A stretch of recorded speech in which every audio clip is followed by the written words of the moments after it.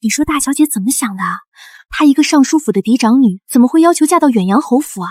侯府虽然有钱，但小侯爷宗兆失踪多年，还留下一个8岁的小公子，不仅当寡妇，还得做后娘。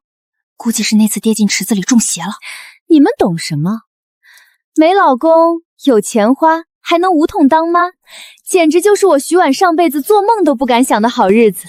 上辈子我在一所高级贵族中学卷生卷死，好不容易卷成了金牌教师，没想到竟然在领奖的时候一跤摔到了这个尚书府最不受宠的嫡小姐徐婉身上。我那继妹不愿意当寡妇，让我替嫁。一听有这等好事，我立马就答应了。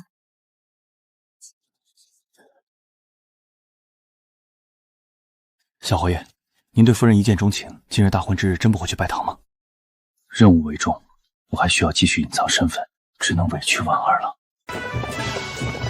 落轿，请新娘子跨火盆。新郎官都没了，待会儿不会要跟个牌位拜堂吧？竟然是跟只鸡拜堂，这婚礼太精彩了，好像还是只母鸡。公鸡被陈公子换走了。这熊孩子竟然比现代那些小屁孩还能整活。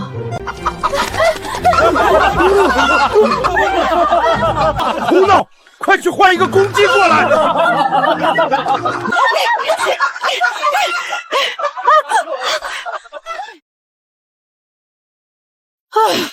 冷静，徐婉，好日子不是谁都能过上的。忍一时风平浪静，退一步，一拜天地。天哪！大公鸡身上有鞭炮！完了，又是陈公子干的！他把新娘子的媳妇都炸了！这兔崽子连续2个下马威，倘若我再忍下去，日后怕是更要得寸进尺了。那个什么成，今日乃我与你父亲大喜之日，你3番2次捣乱，身为侯府主母，今日我便替你父亲执行家法。什么情况？不是说这个徐婉向来懦弱吗？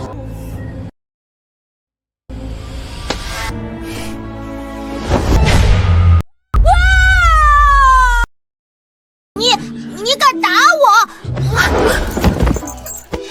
果然是个刺头，但在学生面前，老师绝不能先露怯。松手！不松！娘今天自损1000，也要折你800。放开我！我可是侯爷的儿子。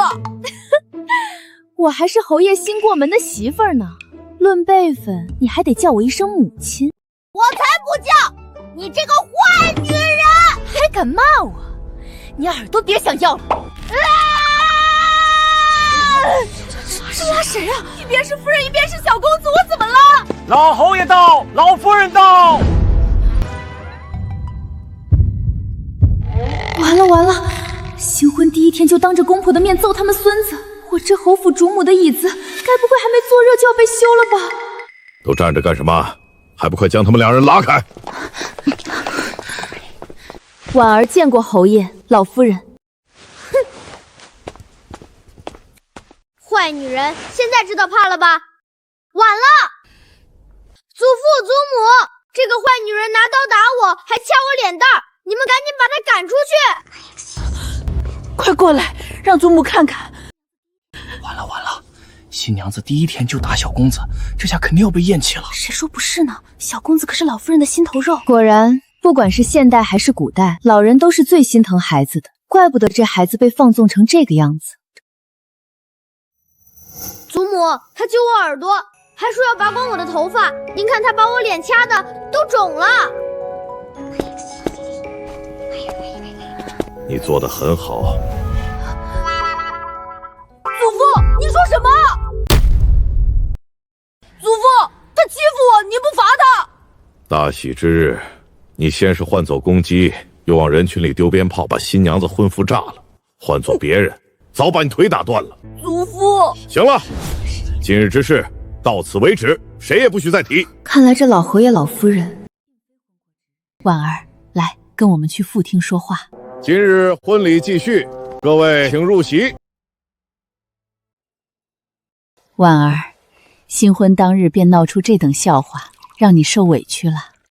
婆母言重了，说起来也是我一时冲动，当着满堂宾客与小公子动手，有失体统，还望婆母侯爷莫要怪罪。在情况未明前，示弱并不会显得弱势，反而可以拉近好感。安抚家长可是金牌教师的必备技能。你能这样想，我就放心了。我来吧。老爷，这徐婉虽然不错，但锦城非我侯府血脉，身份特殊，您确定要让他来教育锦城？你什么时候见锦城吃过这种亏？这孩子就是教育锦城的救星。父亲、母亲，请喝茶。好孩子，好孩子，你过来。这是我当年嫁进侯府时曾祖母传给我的，今日便给你做见面礼。祖母，这可是您最喜欢的镯子，你要给他。婆母，这太贵重了，一家人不说两家话。另外，婉儿，我儿宗兆虽然还未归来，但你已是我侯府明媒正娶的侯府夫人，这是侯府的管家钥匙。自今日起，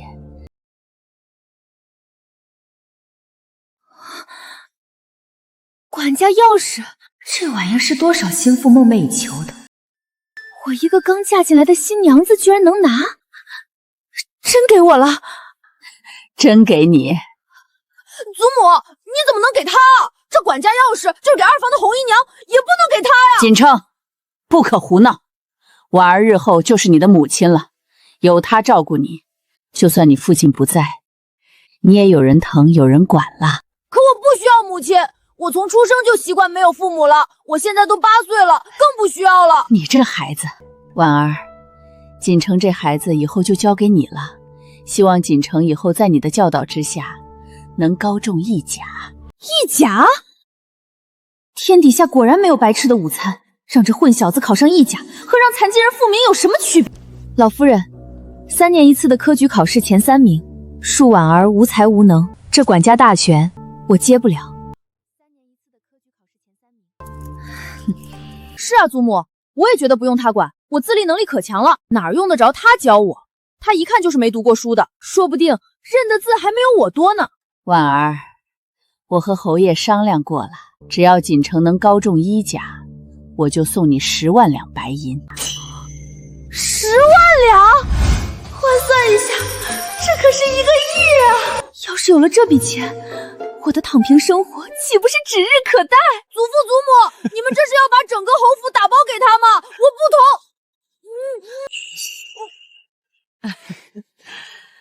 父亲母亲，婉儿一定会教好锦城，早日让他高中1甲的。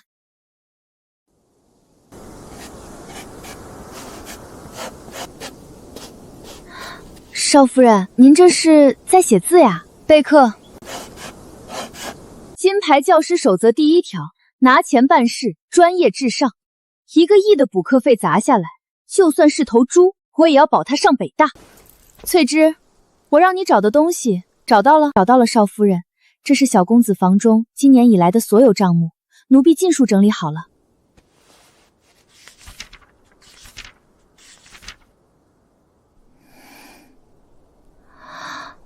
正月初1坐船游湖，花销250两；初2放鞭炮，吓死隔壁农舍100只鸡，赔银子100两。这臭小子现在人在哪儿？夫人，小公子去酒楼了，还说您要是1日不离开侯府，他就1日不到主院来。出去玩是吗？跟我摆烂躺平，行，老娘今天让你玩个够。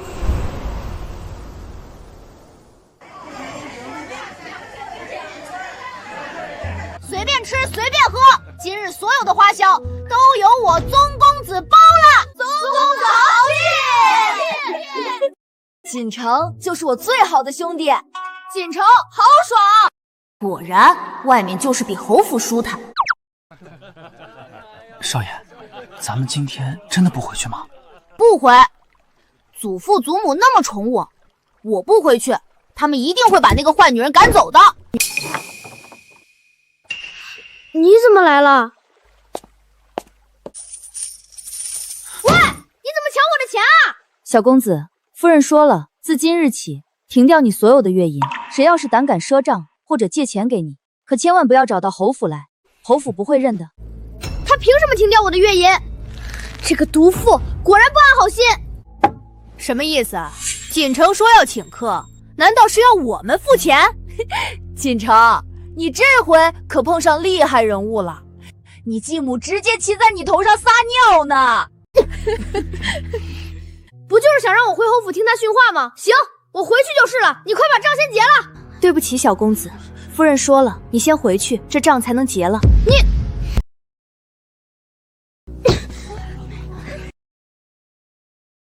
有钱人的生活真是太爽了。夫人，小公子自幼没有父母在身边教导，这才调皮了些，还望夫人多担待。我知道，去把院门开着，别一会儿小公子太激动，把门踹坏了。是。我这辈子绝对没丢过那么大的人，都是这个女人故意针对我。她没来侯府前，我日子过得多快活。现在祖父祖母不在，她就处处找机会欺负我。我一定要给那个女人一个狠狠的教训。哎呦，哟，回来了。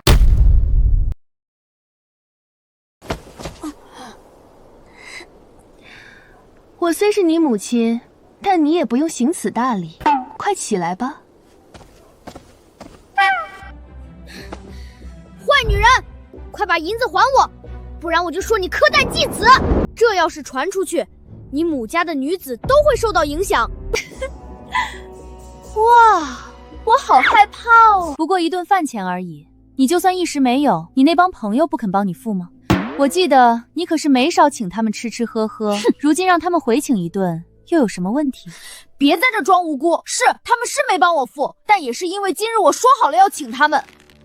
若不是你，我何至于丢了这么大的脸？若是被人传出去，还以为我们侯府多么抠门，说话不算数。我祖父祖母一辈子的好名声，差点被你给毁了。你小子这么会扣大帽子啊！还钱，以后我们井水不犯河水。晚了，婚礼上你害我丢了面子。井水已经犯了河水，无法收场，不可原谅。你到底想怎么样？你配合我好好读书，待你高中一甲，你当你的小侯爷掌家掌权，我拿钱养老，我们各取所需。我不喜欢读书，也不会去考什么科举。你跟祖母的约定，那是你们的事儿，我绝不配合。那可由不得你。刘管家，去把小少爷房里贵重的东西都收好，免得他把府里的好东西给抵出去。是。喂，刘管家，你疯了吗？我才是侯府的小少爷，你竟然听这个女人的话来欺负我！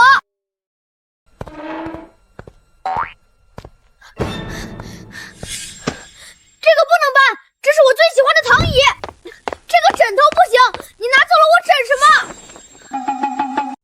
我的衣服，你们是想让我光屁股出门吗？小六子，快拦住他们！小少爷，现在老夫人和侯爷都去了庄子，夫人当家，小的实在扛不住啊。你们无耻，亏我还对你们这么好。哼，徐婉，你以为这样我就会乖乖读书了吗？我不会放过你的。翠芝，几时了？回夫人，44刻了。宗锦城呢？小公爷在院子里好好待着呢，还是夫人有办法。从前小公爷一起来就往外跑，不太对劲啊。夫人，您这是……这混小子昨天被抄了家，今天居然乖乖待在院子里，用脚趾头想都知道有鬼。来，帮我挽头发。翠柳，去查查宗锦城起床后都去了哪里，见了什么人，干了什么事。是。夫人是担心小公子想什么坏点子吗？哼，那小子机灵着呢。以前对付祖父祖母，只要撒娇哭闹就好了。现在换成我这个陌生继母，只怕会激起他心底的另一种恶。另一种恶？小公子虽然顽劣，但心性单纯，不会有害人之心吧？人心中都会有恶念，区别在于底线。有人底线低，为达目的不择手段；有人底线高，有恶念却没有实施的胆量。小混蛋，那就让我看看你的底线在哪儿吧。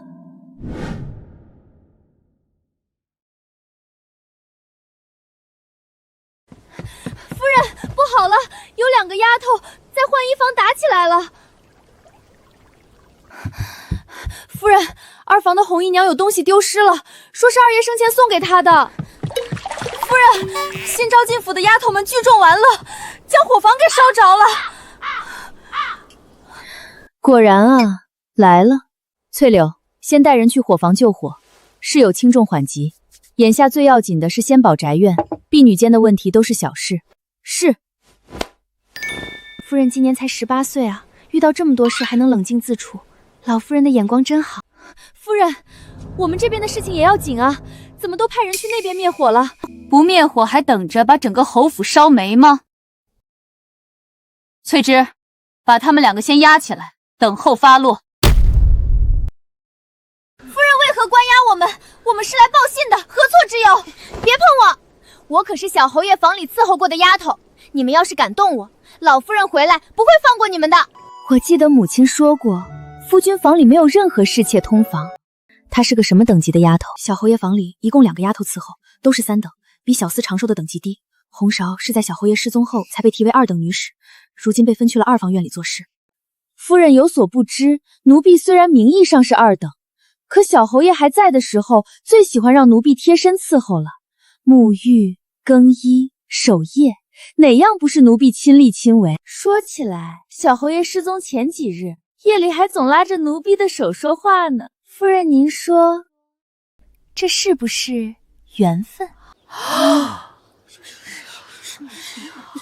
这是明着说跟小侯爷有首尾啊！林夫人刚进门就遇上这种事儿，这脸往哪儿搁？这是暗示自己是侯爷的人，想用这个来压我。段位不高，胆子倒是不小。是吗？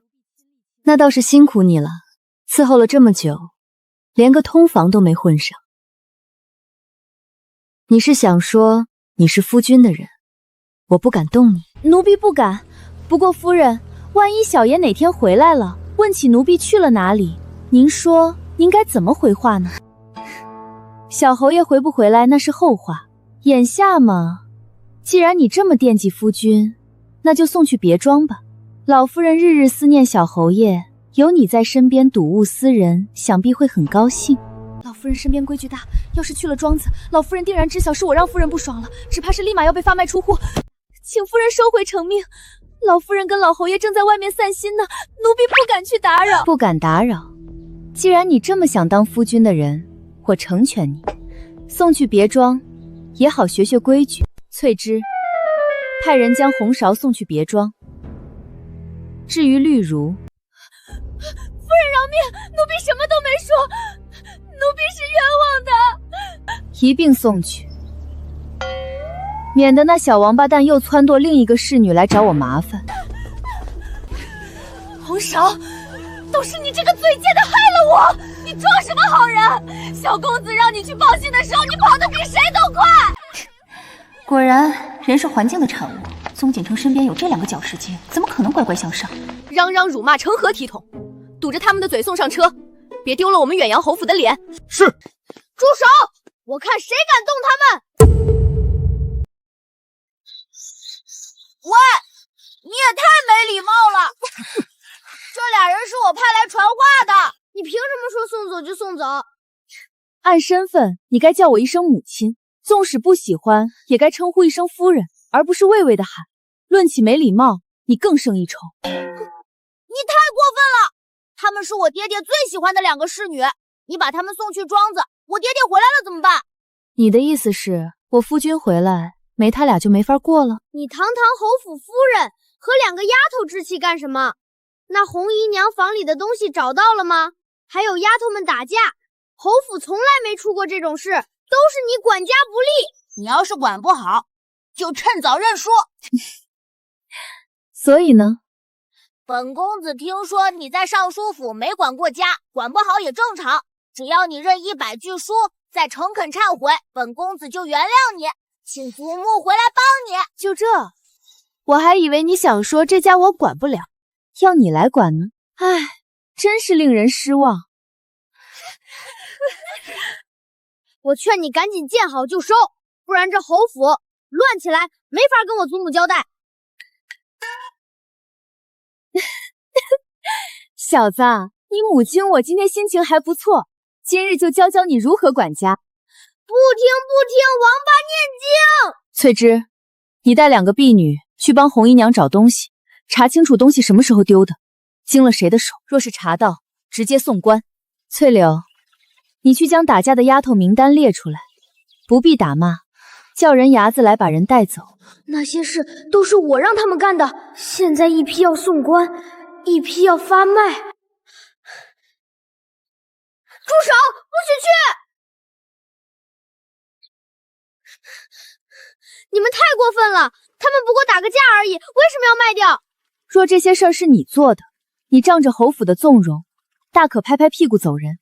但他们不同，他们没有你的好出身，犯了错就会被赶出去，甚至送官。翠芝方才的处置，都是你祖母定下的规矩，大家平日只是不跟你计较，并不是傻子，而我更不是。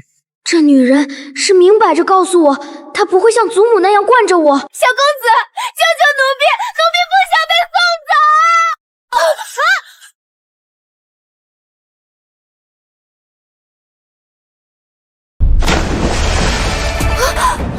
小公子落水了，快来人啊！小公子掉进池塘了！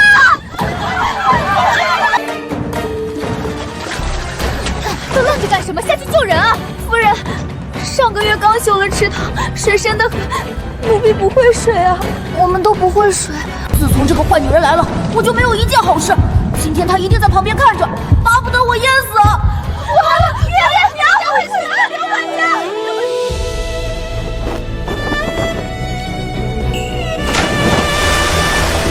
夫人跳下去了，夫人会水。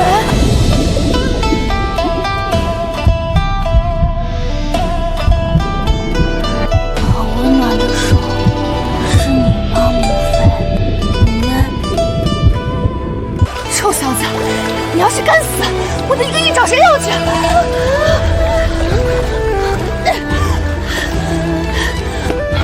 小公子呢？被夫人救上来了。小公子，小公子，这可怎么是好？老夫人和侯爷回来，我怎么交代啊？别叫了，把他背起来，倒挂，拍他的背。夫人，这是做什么？想让他活就照做，快点儿！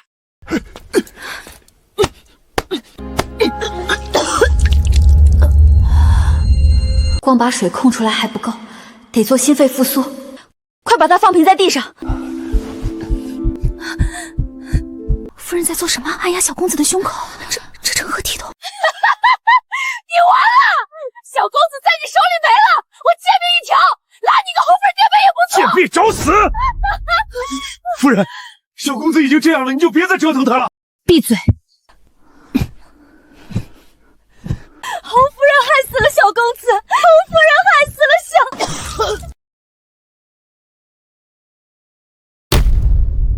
夫人放心，小公子只是受了惊吓，呛了水，脉象已平稳，晚点自会醒来。有劳府尹大人了。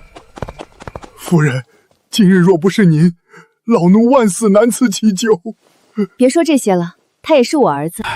少爷从小没了父母，老夫人和老侯爷舍不得管教，这才养成了娇慢的性子。老奴看着他长大，心里着急，却也不敢多嘴。刘管家，少爷只是娇慢，但人不坏。今日虽说那些事儿是他撺掇的，可当我要发落那些丫鬟的时候，他还是站出来护着他们。这份担当，不是坏孩子能有的。夫人说的极是，小少爷心地不坏，就是缺个人好好引导。老天爷开眼，让少爷遇到您这样的主母，老奴就是死了也瞑目了。您可别这么说，府里还指着您呢。我先出去处理些事情，让他好好休息。夫人慢走。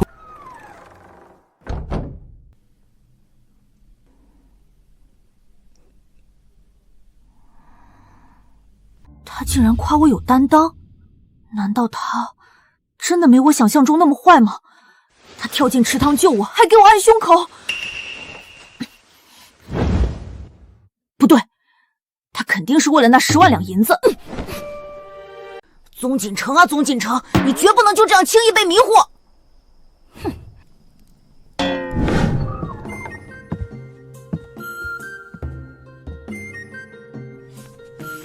宗锦城的读书进度到哪儿了？小公子不喜读书，到现在还没有把《三字经》背下来。猜过是个小为盲，没想到为盲的这么彻底。寻常孩子7岁启蒙，官宦子弟3、4岁便启蒙。宗锦城这小子可真是被溺爱的彻底。看来只能等他病好了再抓紧补课。1个亿的大工程，急不得。夫人，回门的东西已经备好了，礼单在此，请您过目。备得齐全。明日一早便出发吧。是。心腹回门没有夫君，我怕是全京城头一份，外人怕是卯足了劲儿想看我笑话吧。听说新侯夫人嫁进来当天就抢了侯府管家权，这手段可不是一般闺阁女子能比的。那可不，人家是刑部尚书嫡女，耳濡目染，懂门道。不过你们可别光羡慕，昨天侯府出大事了。什么？我有内部消息，侯府小公子昨日落水了。听说啊，是被一个丫鬟撞进池子里的。最巧的是，那丫鬟正是新夫人要发卖的人。哦，这下我全明白了，前脚要卖人，后脚孩子落水，这侯府的水太深喽。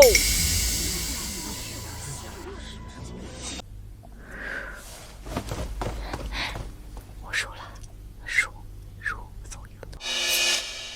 当真，那位侯府小公子落水了，还跟徐婉有关。外头都传遍了，说是继母苛待继子，才嫁过去几天就要把人害死。姐姐还真是心急，这侯府主母的椅子还没坐热，就闹出这种事儿。越是闹得凶，咱们越要表现得慈爱，让外人看看，是他徐婉不会做人，可不是我们尚书府苛待的。夫人，外头都在传，说小公子落水是您。传就传吧，可这名声，我若过得好，继母才会嫉恨；我若过得不好，她才开心。谣言传得越凶，她越觉得我日子艰难，待会儿回门反而不会为难我。还是夫人想得通透。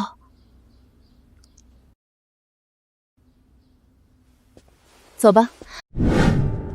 等等！小公子，您来做什么？本公子想去哪儿就去哪儿，用得着你管？小公子，今日是夫人回门，您跟着去不合适。本公子可不是去给他撑场面的，我是去看他笑话的。尚书府那帮人肯定没他好脸色，本公子要亲眼瞧他怎么丢人。你若想来，便跟来。不过多双筷子的事儿，尚书府还是不缺你那口饭的。至于想要别的，没可能。可恶，这个女人就不能说点软话吗？竟然这么不留情面，亏本少爷还想去给她撑腰。要来就快点，反正没地方玩，倒不如去尚书府看看有什么能给他捣乱的地方，最好能找到他的破绽，一举折服他。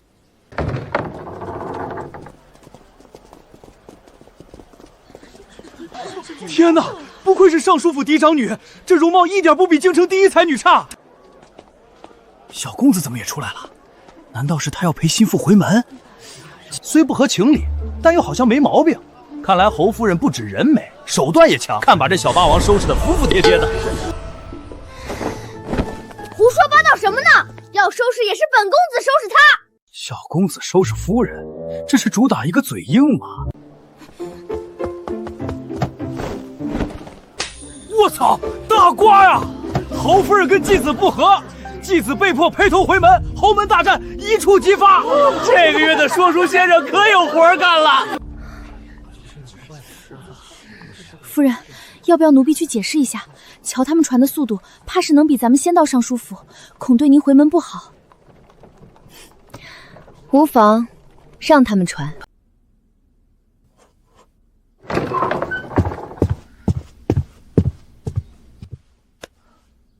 侯爷，属下有要事禀报。说，京城里传遍了，说夫人苛待小公子，小公子昨日落水，险些溺毙，外面都在传，是夫人故意为之。属下还听说，夫人嫁来当日就持刀打了小公子，又停了他的月银，抄了他的院子，连他房里的丫鬟都发卖了。侯爷，夫人她……你想说什么？说婉儿心狠手辣，苛待继子？属下不敢，只是这些事儿传得有鼻子有眼，属下怕夫人她……婉儿不是那样的人。侯爷与夫人不过一面之缘，怎敢如此肯定？你不懂，有些人见一面就知道。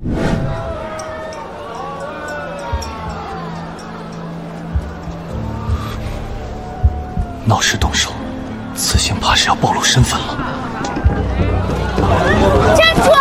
小贼，你敢偷我钱！哎呦！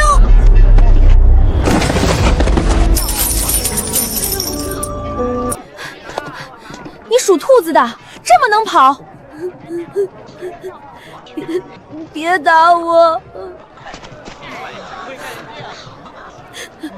这么小就偷东西，你爹娘怎么教的？我没爹，我娘病了，没钱抓药。没钱就能偷，被抓进官府，你娘谁管？回头再被人打死，你娘还活不活了？起来，跟我走。不要送我去官府，我错了。谁说要带你去官府？你拿了我的钱就要去帮我做事，今天不帮我砍10斤柴火，我跟你没完！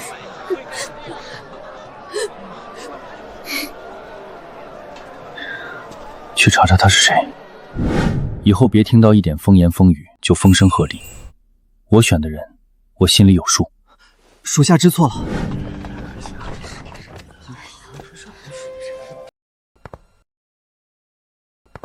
婉儿，你可算是回来了。母亲早已为你备好了酒席，就等着你呢。母亲安好。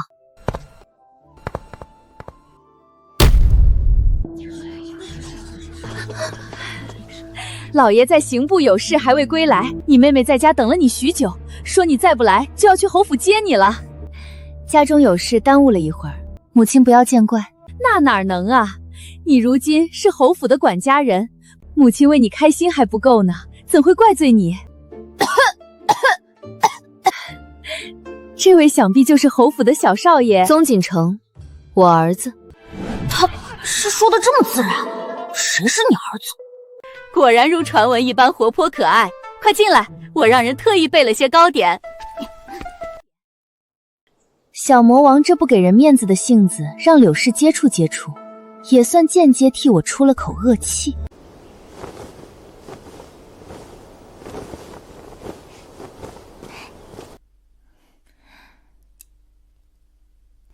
姐姐，你尝尝这道菜，是我让小厨房特意给你做的。还有这个，你从前最爱吃的。肥腻的红烧肉，腥气重的清蒸鱼，还有满碗的香菜，全是我从前在尚书府最讨厌的菜。他们为了恶心我，也是费尽了功夫。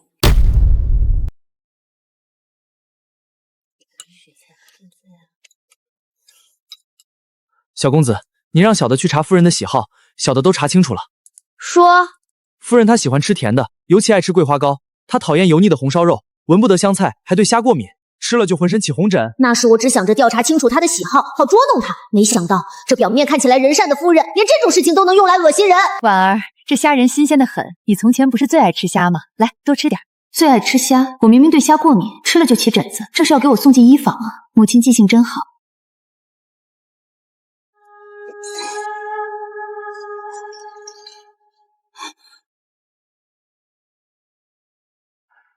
小公子这是做甚？他不能吃虾，你不知道？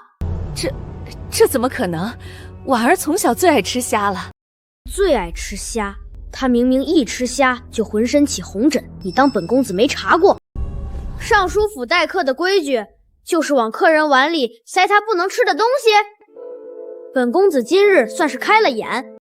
你也是，别人给你吃什么你就吃什么，吃坏了谁给你请大夫？侯府可没那么多银子给你看病。这小子还是个死傲娇。是小公子教训的是。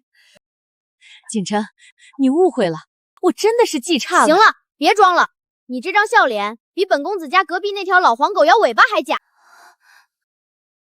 小公子这张嘴，真是骂人都骂得这么有画面感。锦城真会说笑。走了，回府，这饭吃了怕中毒。母亲，锦城年纪小不懂事，您别跟他一般见识。改日我再回来看你。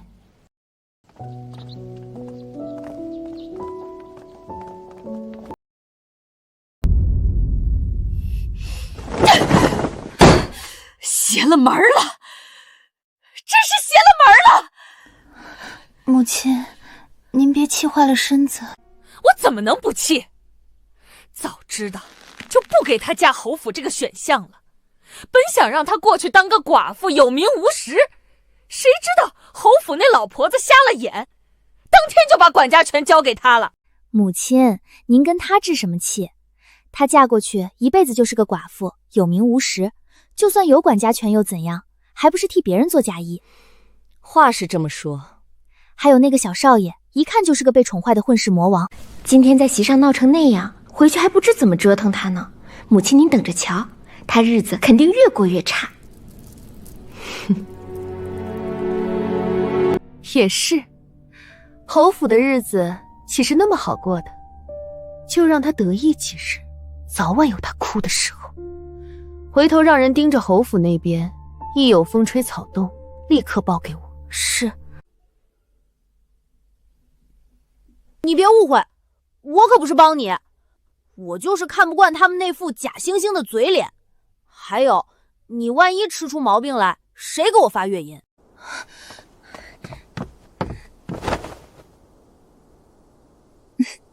是，都是为了月银。夫人，小少爷真是太会说话了，奴婢觉得您那继母今晚怕是要被气得烧叫了。我那继母虽然坏，但口齿简单，换个厉害点的可就不行了。夫人如此聪慧，从前怎会被这样的人欺负？从前是不想争，觉得当个咸鱼躺着歇歇也挺好的。那如今呢？如今也不想争啊？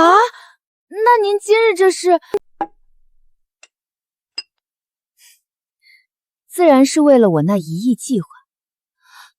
1亿计划？锦城这孩子性格傲娇，我若强制按着他学习，他必然不肯听话。经过今日这一轮，他自然知晓了什么是好，什么是坏，再加上他也知道了我和他同病相怜的过去，就算他表面再怎么傲娇，心里只怕也软了。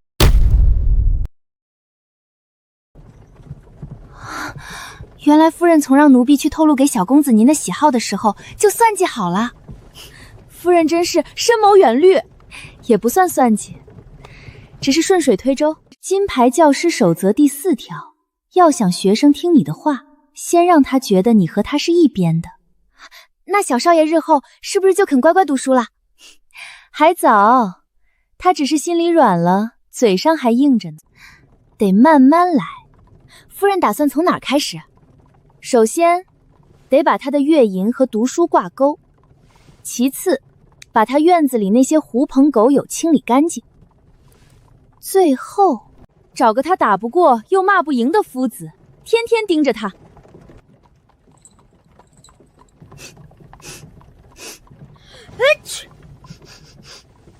谁在说小爷坏话？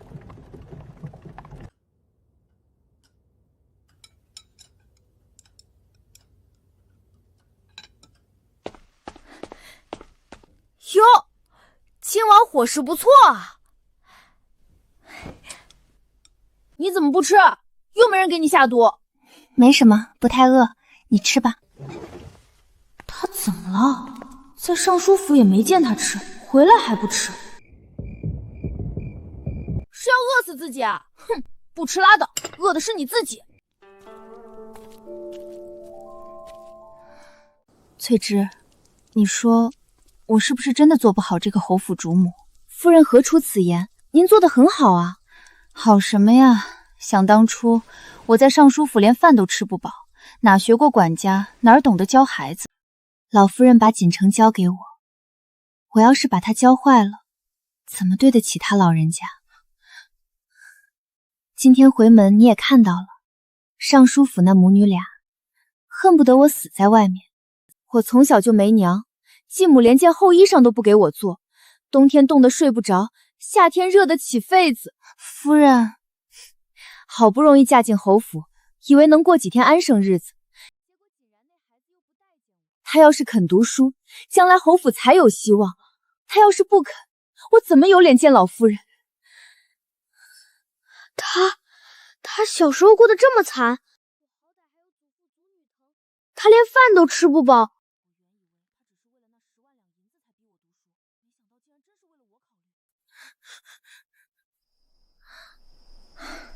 夫人，小公子走了，您这戏演的，奴婢差点真信了。他没娘，继母虐待他，吃不饱穿不暖，还要管这么大个侯府。算了，看在他这么可怜的份上，本公子就给他个面子，去读2天书好了。就2天？不行，不能就这么便宜他，我得把月银要回来。谁啊？喂，本宫爷想过了。我去读书，但是你得把我的月银还给我。你想要多少？钱多少就是多少，100两，少1文都不行。不行。你20两，1个月。20两？你打发叫花子呢？我吃顿饭都不够。你一个8岁的孩子，吃穿用度府里全包，要那么多银子做什么？拿去请那帮狐朋狗友吃喝玩乐。我自己有数。20两够你买书买笔墨，偶尔出去吃顿饭也够了。你要是嫌少，那就10两。你这是趁火打劫！你可以选择不读书，月银还是0，我也省心。20两就20两，但是你得答应我，不许再扣我下人的月薪。成交。锦城，又怎么了？谢谢你今天在尚书府帮我。我才没帮你，本公子是怕你被毒死了，没人给我发月银。夫人，小公子这嘴硬的毛病，怕是比他的功课还难治。答应读书就是进步，不过20两1个月他都嫌少，看来还真是不知民间疾苦。必须得想个办法让他知道，银子不是大风刮来的。这什么破车？本公子的马车呢？今天坐这个。本公子不坐。那你可以走着去，反正路也不远，也就10来里地。算你狠！你到底要带我去哪儿？去了你就知道了。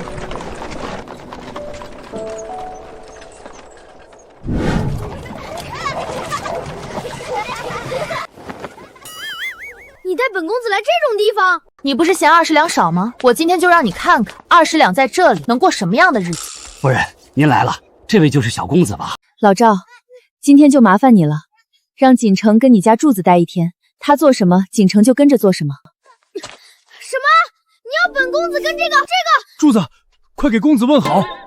公子好。你今天要是能在这里待满1天，不哭不闹，下个月的月银我给你提到30两。本公子又不是小屁孩，我才不会哭，待就待，谁怕谁？好，傍晚我来接你。喂，你早点来。好。我倒要看20两在这里到底能过什么样的日子。公子，您要不要跟我去砍柴？带路。到了没？本公子走不动了。到了，就是这儿。这就是你说的砍柴的地方？就这几棵歪脖子树？这是最近的，以前这儿也有好树，后来都被砍光了。砍光了？贵人用的炭火都是上好的木头烧制的，这附近能烧炭的树早就被砍完了。那一棵树可以出多少炭？一棵大树大概能出10斤，小树就不行了。今年天冷，侯府一个月大概要烧200斤炭。200斤？那不得砍20棵大树？不止，砍下来还要劈，还要晒，还要烧。20棵树能出100斤就不错了。那100斤炭能卖多少钱？普通的炭大概500文，侯夫人心善，给我们涨了100文，现在600文。600文，才600文。小爷我平时随便打赏个下人都要1两银子，1两银子可是1000文，才600文，那岂不是连本公子一顿饭钱都不够？600文够我们家吃1个月了。600文够他家吃1个月，我昨天砸碎的那个碟子，恐怕都够他们吃3个月了。公子，您坐这儿歇着吧，我去砍柴。谁说本公子要歇着了？砍就砍，谁怕谁？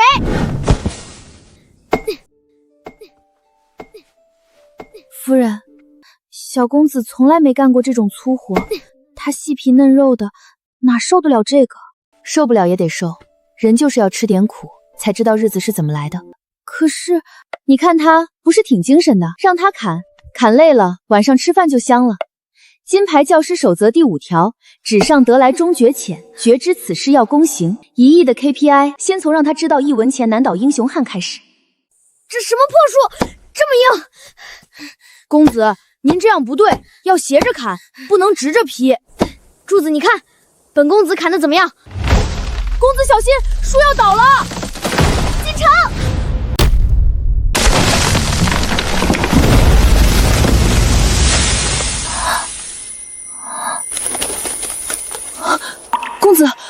公子，你有没有事？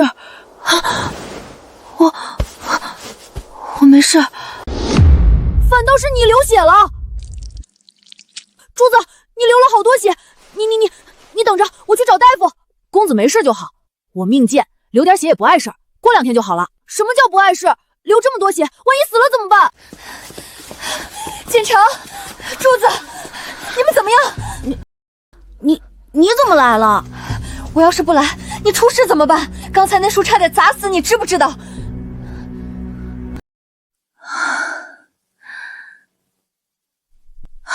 珠子的胳膊怎么了？没事，就划了一下。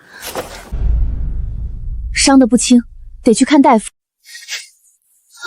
不用的，夫人，真的不用的，回家拿草木灰敷一敷就好了。不行，万一感染了怎么办？走，我带你去看大夫。你倒是走啊！看大夫又不是要你命。看大夫太贵了，我攒了好久的钱，是打算用来读书的。这点伤真的不算什么，不能把钱花在看大夫上。读书有这么重要吗？比你的身体还重要？重要。只有读书，我们才能翻身。我爹说，我们这种人家一辈子给贵人烧炭送柴，抬不起头。只有读书，才能走出这座山，才能让别人看得起。原来我不屑一顾的读书，竟然是别人梦寐以求都求不得的东西。难道我真的错了？珠子，今天这个事儿是锦城的责任，树是他砍的，砸到你是侯府照顾不周。你看病，侯府出钱。不行，我爹说了，不能拿公子的东西。你要是不肯，那从今天起，侯府就不买你家的炭火了。夫人，您不能不买，我们家全靠卖炭的钱过日子。那你跟我去看大夫，你答应了，炭火继续买；你不答应，我就不买了。我去。你还愣着干什么？扶着他。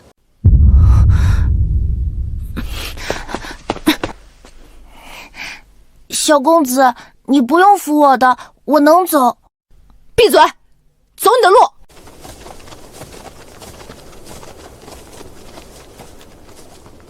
珠子的话，怕是比说教100句都有用。没什么大事，皮外伤，养几日就好了。这几日别沾水，过几天来换次药。大夫，要多少钱？500文。我就知道，看病肯定很贵。你不用担心，本公子出钱。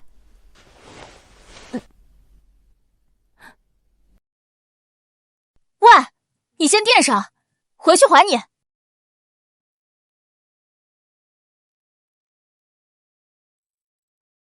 谢谢小公子，谢谢夫人。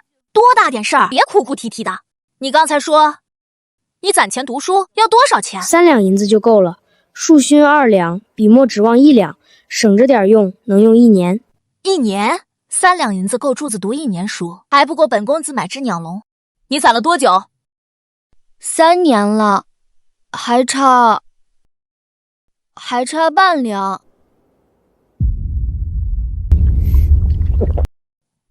喂，你不是说要给我涨月钱吗？不用给我涨了，拿去给柱子读书用吧。不行，小公子，这可使不得。您的月钱是您的，我怎么能……你必须得要。你今天救了本公子，我宗锦城从来都是有恩必报的。柱子，你不要有心理负担。锦晨最近也要去上学了，正好缺一个书童，你陪他一起读书，帮他研墨整理书册，这银子就算是侯府给你开的工钱，好不好？夫人，我真的可以吗？只要你肯学，没有什么不可以。谢谢夫人，谢谢小公子，我一定好好读书，一定好好伺候小公子。你快起来，跪什么跪？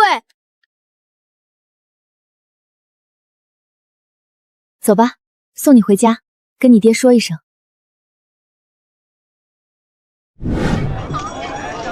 夫人，我真的能跟小公子一起读书吗？我没有做梦吧？你都问第8遍了，烦不烦？我怕一醒来就没了。真的，比真金还真。爹，我能读书了！爹，我能读书了！驾，都给本少爷让开！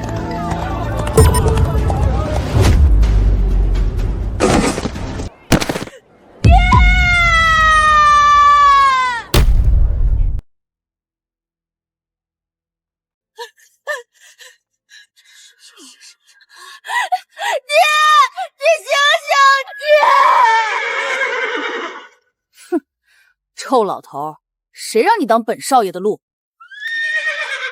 罗耀，你给我站住！宗锦城，你怎么在这儿？你他妈撞了人就跑！我急着去打马球，谁让这老头不看路？我没找他算账就不错。对了，锦城，你去不去打马球？张云飞新得了一匹好马，咱们去赛一赛。打你的头！你把人家爹都要撞死了，还打球！这种贱民，死就死了，大不了我赔点钱。谁要你的臭钱？我爹要是有个3长2短，我跟你拼命！小兔崽子，活腻了！我看谁敢动珠子，放手！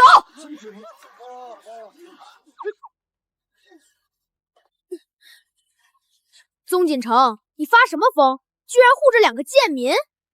这位罗耀公子，柱子是我家宗锦城的书童，他就是我们侯府的人。你当街纵马撞人，还想一走了之？哦，你就是宗锦城的新后娘吧？听说侯府的老夫人要你带宗锦城考上医甲，搞笑呢吧？谁不知道宗锦城最不爱读书，连3字经都背不全，哪来的书童？我看你还是趁早放弃吧。宗锦城根本读不好书，你放屁！我不仅会读书，我还会考上义甲，当上大官，把你这种渣子抓起来吊打。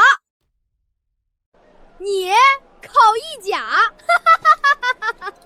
宗锦城，你连先生都被你气跑了3个，你要是能考上义甲，我罗耀给你当马骑，你等着。翠柳，去请大夫，马上送到侯府去。是。无聊，等你真考上医甲，再来跟本少爷叫板吧。不过我看这辈子是没指望了。下次别让我碰到你！罗耀，你给我记住，总有一天我要让你跪着给柱子爹赔罪。先救人。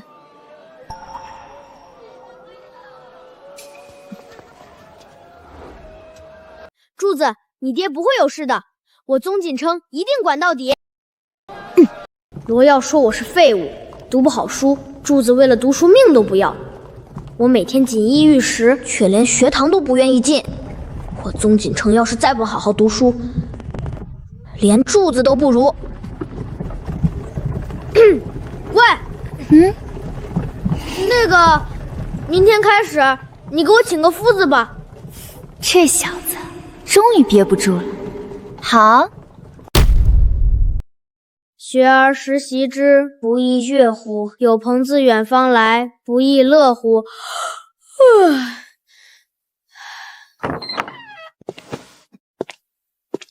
读的怎么样了？本公子在背呢，没看见吗？背？你才读了1遍，怎么背？这有什么背不了的？读1遍就记得住啊。那你背这段听听。子曰：吾十有5而志于学，30而立，40而不惑，50而知天命，60而耳顺，70而从心所欲，不逾矩。我去，这小子竟然是个过目不忘的天才！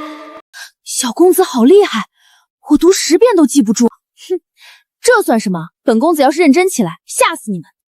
确实不错。那你知道你背的这段话是什么意思吗？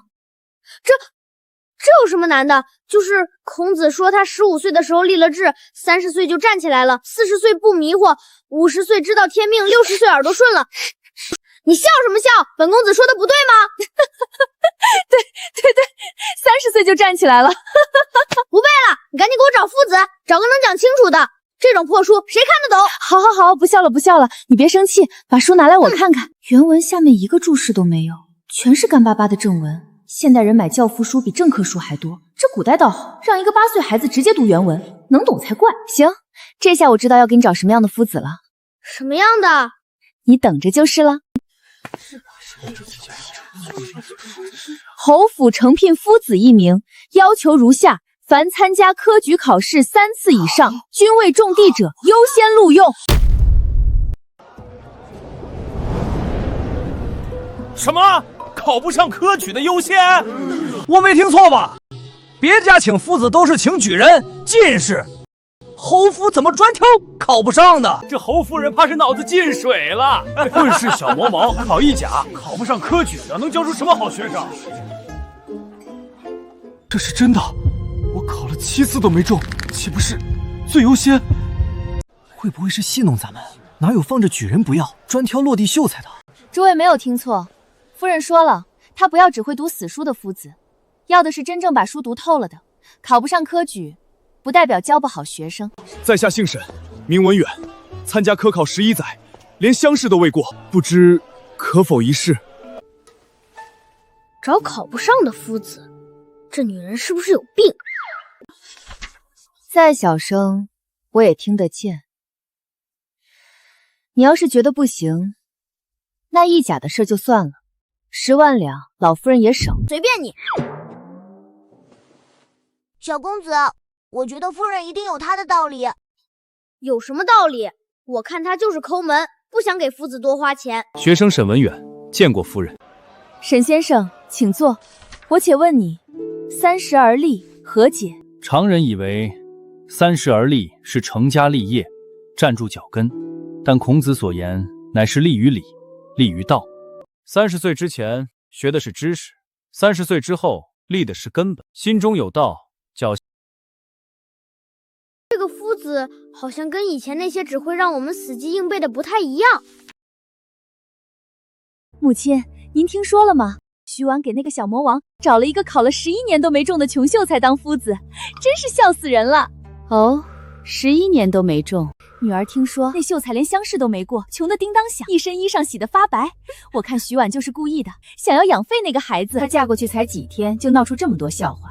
先是小公子落水，现在又找个落底秀才当夫子。你祖父当年说的对，没娘教的孩子就是上不了台面。母亲，咱们要不要把这事传到侯府老夫人耳朵里去？老夫人要是知道她给那个小混蛋找了个废物夫子，还不得气死？不错，找人去别庄，把这事儿原原本本告诉老夫人。记住，要说的委婉些，就说侯夫人心疼银两，不舍得请好夫子，随便找了个落地秀子应付功课。这样一来，老夫人肯定要收回她的管家权。这个小贱人，出嫁了就开始不受管控了。不好好教训他，他还真以为自己是侯府的主人了。夫人，学生才疏学浅，自知配不上侯府的体面。夫人若是不满意，学生这就告辞。沈先生留步，我找你自然有我的理由。你就是最合适的人。夫人，学生实在不明白，那些举人进士哪一个不比学生强？沈先生，我问你，那些考中举人进士的人，如今都在做什么？自然是候补官职，或者入翰林院深造。对，他们想的是怎么做官，怎么升迁，哪有心思放在教书育人上？就算来侯府当夫子，也不过是应付差事，等有了好缺就跑了。但你不一样，你考了11年，天天琢磨的就是怎么把书读透，怎么答题，怎么破题。论对科考的理解，那些一次就中的举人未必比得上你。最好的老师一定是最懂考试的人。11年落地经验，放在现代绝对是金牌高考名师。老爷，婉儿给锦城找了个考了11年都没中的落梯秀才当夫子，外面都传遍了，说侯府没银子请好先生，丢人现眼。你就知道恩。那夫人认为该怎么办？锦城身份特殊，我看我还是赶紧修书一封，去求白鹿书院的朱夫子出山吧。我反而觉得不应该这样。婉儿是个心里有章程的，她行事必有道理。你怎么这么相信她？她才嫁进来几天？难道你没发现婉儿才入府几日，就让锦城同意请夫子念书了？确实，要是以前找夫子来给锦清上课，是大闹一顿，非要气走人家才罢休。这次反而学乖了，竟然老老实实去了书房。这肯定是婉儿的功劳，她怕是没少在锦城身上下功夫。你说的对，是我一时心急。婉儿那孩子看着就不像没分寸的人。那就再等等，看看婉儿能把锦城教成什么样。好，听你的。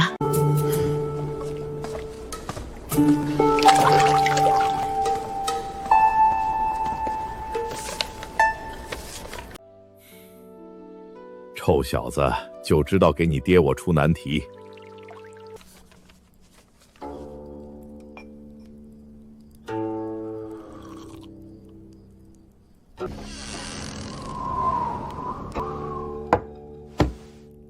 谁？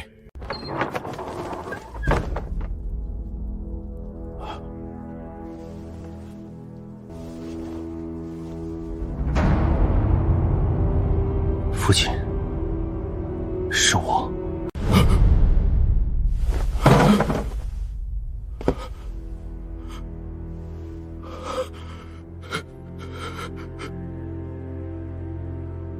赵儿，你没死。儿子不孝，让父亲担心了。6年了，你知不知道你母亲哭了多少回？儿子知道，但儿子身负皇命，不敢泄露行踪。皇命？儿子当年在战场上被俘，本以为自己必死无疑，没想到太子殿下派人潜入敌国营救，让儿子以假死脱身，潜入敌国，为朝廷刺探情报。你这8年都在敌国？不错。如今事情快办完了，太子殿下允我近日便可归来。真的？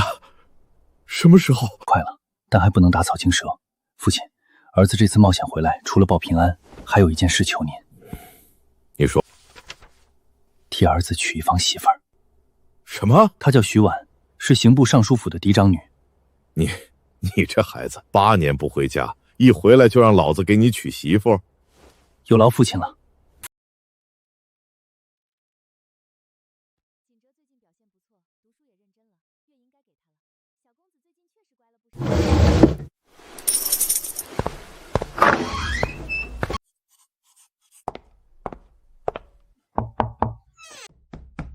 你来干嘛？这个月的月银20两。算你识相。别乱花。知道，你好罗。臭小子。走，本公子请你们去醉仙楼吃饭。公子，醉仙楼一道菜要5两银子，咱们3个月的月钱都不够点一个菜的。也对，那个可恶的女人现在不准我赊账了。那你说，今天好不容易休息一天，本公子想吃点好的怎么办？公子，您跟我来。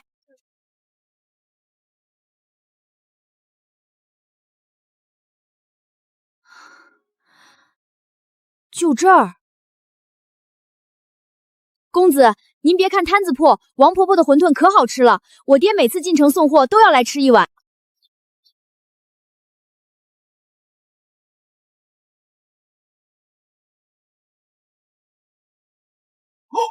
这也太好吃了吧！公子，我没骗您吧？勉勉强强吧。哟，这不是咱们的宗大公子吗？怎么蹲在路边吃这种贱民吃的东西？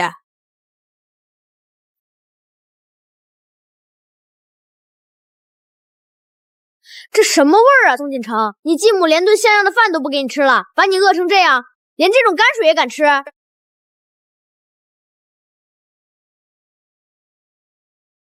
锦城啊，你也别太难过，毕竟继母嘛，有几个是真心疼孩子的。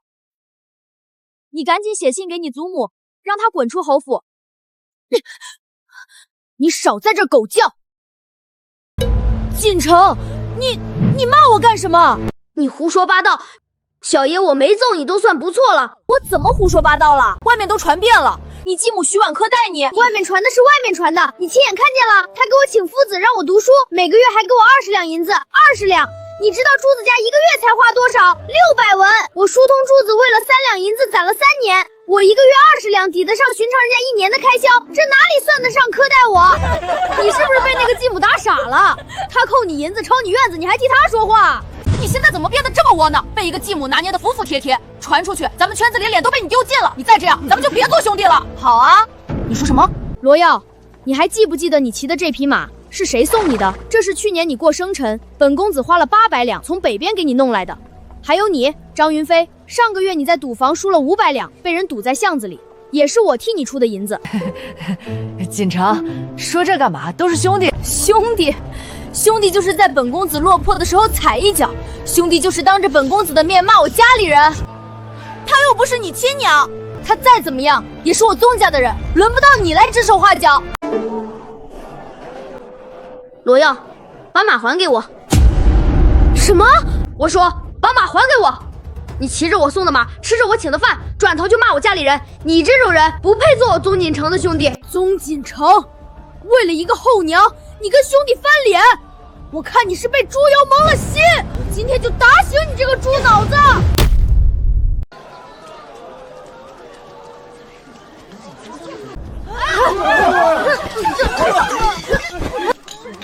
住手！都给本夫人住手！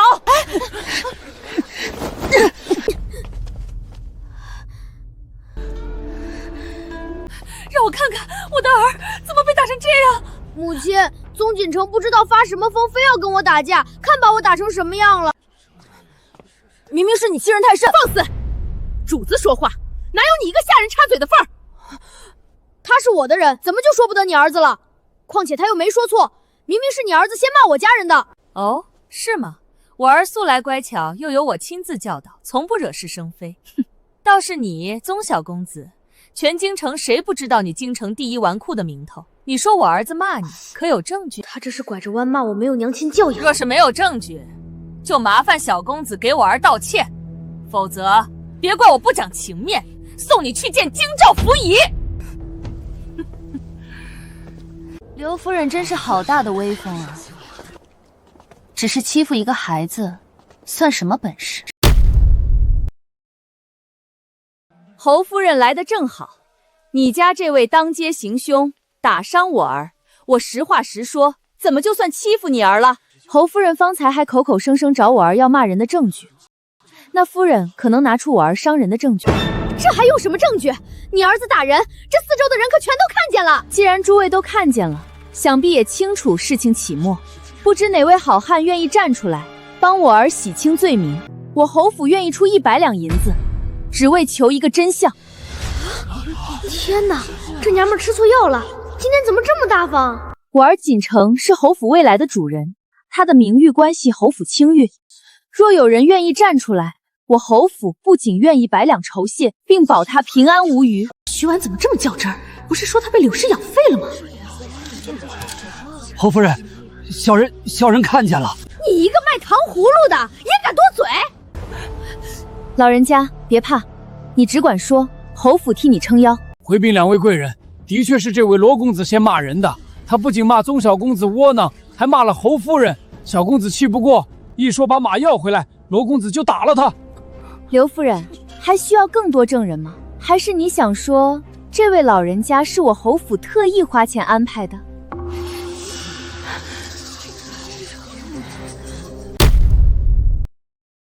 侯夫人说笑了，小孩子打打闹闹，何必闹这么大？夫人这是在怪我咄咄逼人？哼，是不是？你自己心里有数。哦，我自然是有数的，就是不知道夫人对令儿做的事情有没有数。我儿子怎么了？徐婉，你不要蹬鼻子上脸。说来也巧，今日正赶上我府半年一次的清账，方才来的匆忙，随手就把账本拿来，替我看看。夫人不妨说是我儿子锦城的开销，为何我细看下去，竟然全进了你儿子的口袋呢？今年1月，罗耀公子生辰宴请醉仙楼120两，锦城结账。3月，罗耀公子买北渡良驹1匹800两。还是锦城付的。刘夫人，光是这半年，令公子吃喝玩乐花的银子将近2000多两，可都是我儿子掏的。这笔账咱们怎么算？还有，前几日令公子在城东纵马，撞伤了一个卖菜的老翁，人现在还躺在侯府的医馆里，医药费、养伤费，侯府已经垫了80两。你真撞人了！就蹭了一下。徐夫人，这都是小孩子不懂事，您大人大量，何必跟孩子一般见识？刘夫人说的对，小孩子不懂事，可大人得懂事啊。您看，这银子是您主动结，还是咱们去京兆府让大人断断？纵马伤人，按律可不只是赔钱的事。侯夫人说笑了，小孩子之间打打闹闹，何必伤了和气？这是2000两，多的就当给锦城赔不是。果然还是刘夫人通情达理，婉儿谢过了。不过有句话我得说清楚，我儿子今后由我管教，不劳夫人操心。是。这就是有娘亲护着的感觉吗？让你闯祸，让你纵马，让你赌钱！娘，别打！罗耀，你也有今天！笑什么笑？宗锦城，你以为你比我好到哪儿去？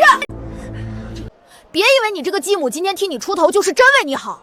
我娘说了，她要是真心疼你，会给你请一个考了11次都没中的穷秀才当夫子。全京城谁不知道，她就是在糊弄你，做样子罢了。住口！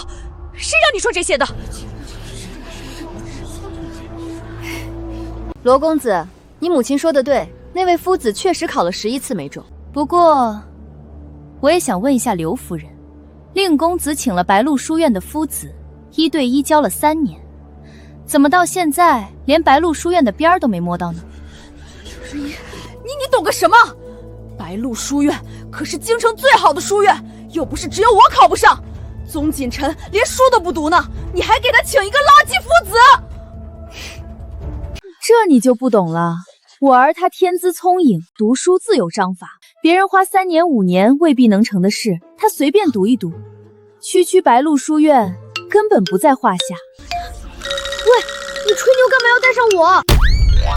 白鹿书院可是京城最好的书院，我虽然过目不忘，可是夫子也说了，我积累不够。放心，山人自有妙计。喂，宗锦臣，你们在那儿嘀嘀咕咕，是不是你也知道你烂泥扶不上墙？罗耀，你少在那放屁！小爷我今天还就告诉你了，你考了3年都没进去的白鹿书院，本公子随便一考就能进。吹牛？谁不会？等你考上再说。你们2个光说有什么劲儿？倒不如打个赌。行啊，那就赌今年白鹿书院招生考试，谁要是没考上，谁就给对方当马骑，绕着书院爬一圈。这赌太大了，疯了吧？有好戏看。好，一言为定，谁反悔谁是孙子。驷马难追。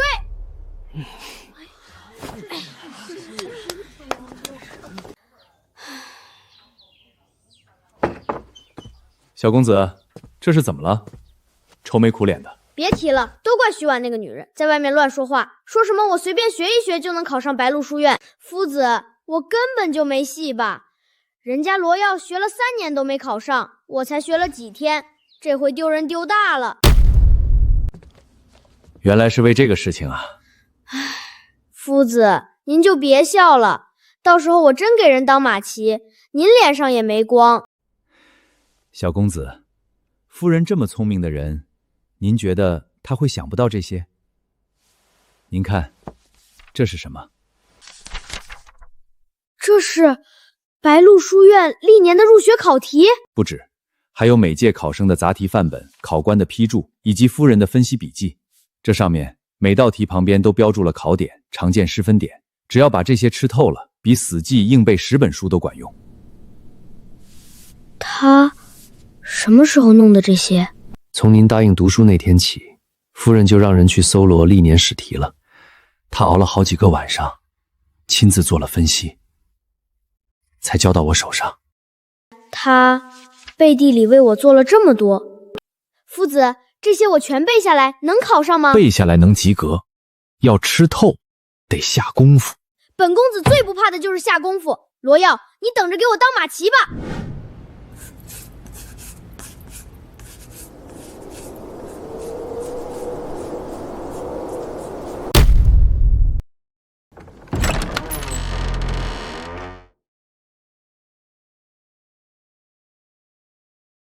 起来了，再睡就来不及了。再睡1刻钟。今天要考试，白鹿书院，你忘了？考试？今天？不然你以为我一大早来叫你干嘛？完了完了，昨晚看书看得太晚，脑子还是糊的。先吃饭，吃完了脑子就清楚了。1根油条，2个煎蛋，这是什么吃法？这叫100分套餐，吃了就能考满分。不对，名列1甲。子不语怪力乱神，您老人家还相信？要是不吃我就端走。哎，别，我吃。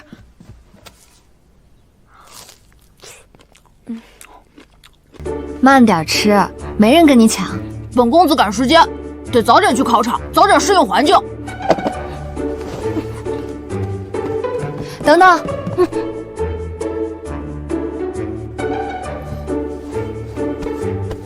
别紧张，你准备的够充分了，正常发挥就行。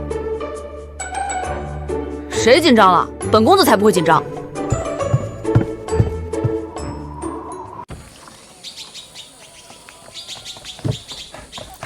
小公子，这是夫人让我连夜抄的，考前必备30题，路上再看一遍，巩固巩固。知道了，夫子，您就别送了，回去等我的好消息。出发。夫人，小公子这孩子天资是真高，这几个月下的功夫顶得上别人2、3年。这孩子缺的从来不是脑子，是方向和动力。有了目标，比谁都拼。夫人，等小公子考上白鹿书院之后，您有什么打算？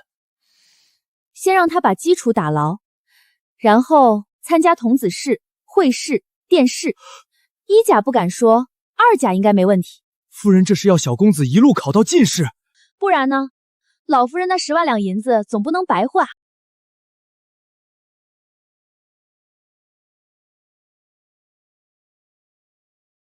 哟，这不是宗大公子吗？还真来了。怎么，你能来，我不能来？我来是正常的，你来是来丢人的吧？走着瞧。前面的，走不走？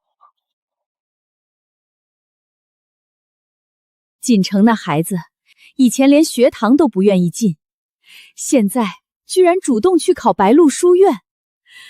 婉儿，这都是你的功劳。我早就说婉儿是锦城的救星。父亲母亲过奖了，其实都是锦城自己争气，我只是在旁边敲敲边鼓。好孩子，听刘管家说，你为了他熬了好几个晚上整理试题，真是苦了你了。那都不算什么。回来了，小公子回来了。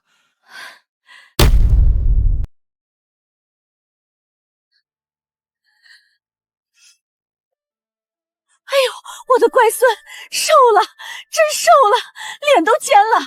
祖母，我没事。婉儿，你给他吃什么了？怎么瘦成这样？他最近为了准备考试，每天只睡2个时辰，能不瘦吗？谁说的？本公子明明睡得很好。考得怎么样？有把握吗？那当然，还行吧。行就行，不行就不行。男子汉大丈夫，输得起。才不会输。那个，你要是心疼小爷，以后天天给小爷做那个意甲套餐。什么是意甲套餐？就是油条和煎蛋，味道还不错。好，祖母让人天天给你做。行，考上了，天天给你做；考不上，连馒头也没有。娘，好消息！慌慌张张，成何体统？娘，老夫人和老侯爷回侯府了。早就该回府了。侯府这么大摊子，岂能由徐婉这种死丫头为非作歹？不止如此啊，前段时间那个小魔王和镇北侯府世子打了一架，俩人打赌，谁要是考不上白鹿书院，当马骑绕书院一圈。这事情传遍京城，所有人都等着看笑话呢。让那个不学无术的纨绔考上白鹿书院，还不如让母猪上树，这是注定要把侯府的脸踩在地上。也难怪他们二老赶紧回府。我看徐婉主母的位置是彻底要保不住了。走，去找你父亲提前打个招呼，免得他被休之后又回府上膈应人。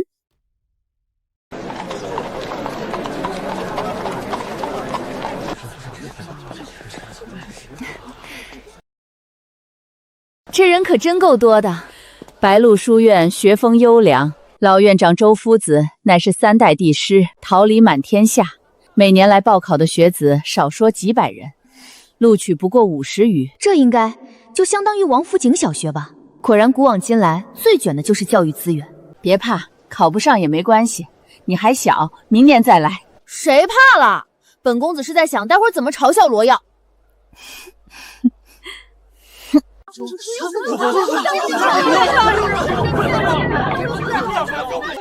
诸位肃静，白鹿书院新科录取名单现在开始公布。第43名陈子安，第42名周明远，第41名罗耀。娘，你听见了吗？第40名我考上了。好孩子，娘就知道你行。哟，宗大公子也来了，怎么还把你们家老夫人也带来了？是怕输了以后有老夫人给你撑腰，就可以不认账吗？小混账住嘴！那可是侯府老夫人。怕什么？赌约是当街定的，谁反悔谁是孙子。老夫人莫怪，小孩子不懂事，口无遮拦。婉儿，认什么账？他们说的赌约是怎么回事？婉儿，锦城毕竟刚开始读书，指望他一次就考进白鹿书院，是不是有些夸张了？婆母放心，我对锦城有信心。要是锦城没考上，拼了我这张老脸也不能让他给别人当马骑。说起来，我那块御前赏赐的免死金牌放哪儿了？看你能得意到几时。李文远、赵子恒，最后一位顾延之。以上是录取名单，共计50人，恭喜诸位。怎么会没有我的名字？哟，没听到自己的名字吧？宗锦城，你输了。什么时候给我当马骑，绕着书院爬一圈？说话可要算数。等会儿，我记得白鹿书院每年考试的前10名是要单独贴红榜公布的。这位学子是不是还有一份榜单？这位夫人说的对，前10名的详细排名会单独张榜公示。宗锦城，你还指望自己考进前10？你才学了几天，别搞笑了好吗？你要是能进前10，本公子当场把这匹马吃了。小公子是第10名，宗锦城第10名。10名。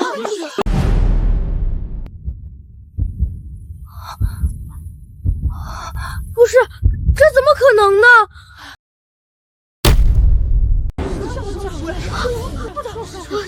我不信！肯定是作弊。罗公子，说话要讲证据。你说锦城作弊，可有凭证？这还用证据？全京城谁不知道他是第一纨绔？他突然考进前10，不是作弊是什么？行了，别说了，回家。我不走，他就是作弊，肯定是侯府找了关系，暗箱操作。罗家小公子，你说我侯府暗箱操作，可有凭证？白鹿书院3代帝师长院，历年招生秉公无私，你这是在质疑老院长的清誉。我不是那个意思。当着这么多人的面，无凭无据指责我孙儿作弊，污我侯府清明。要不要咱们一起去京兆府，请府尹大人评评理？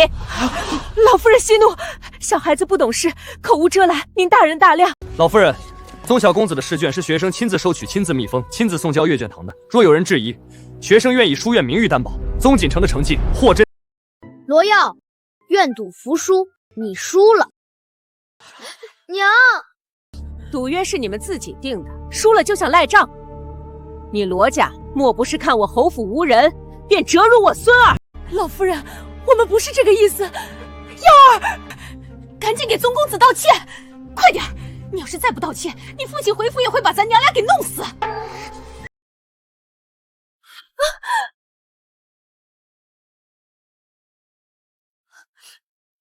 老爷，你这是何故？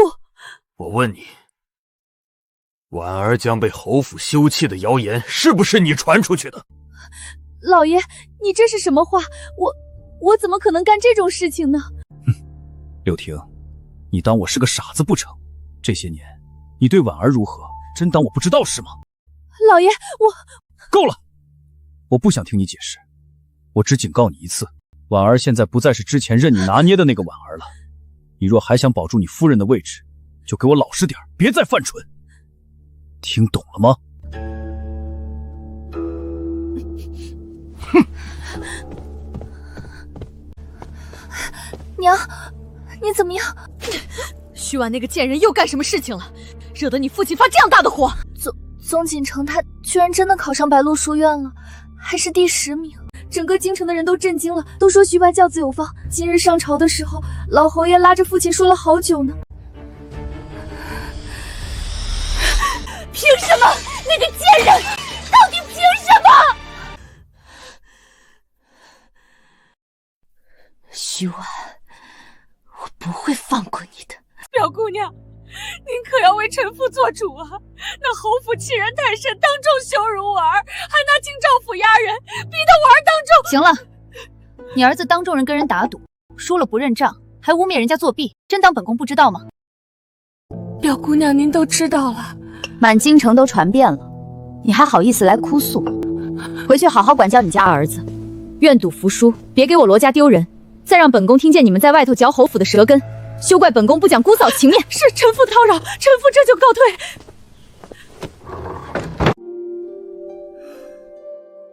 这孩子，你都听见了，倒是争气，才学了几个月就考了第10名。是啊，有其父必有其子嘛。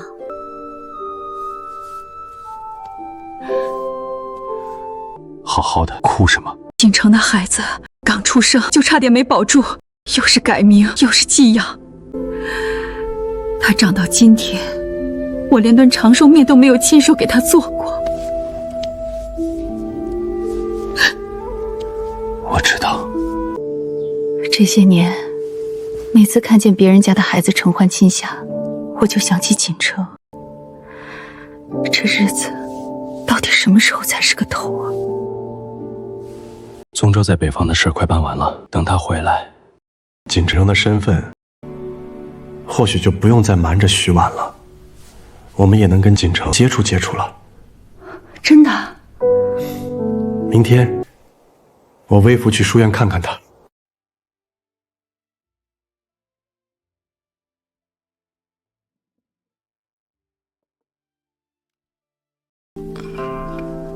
8年了，也该给你了。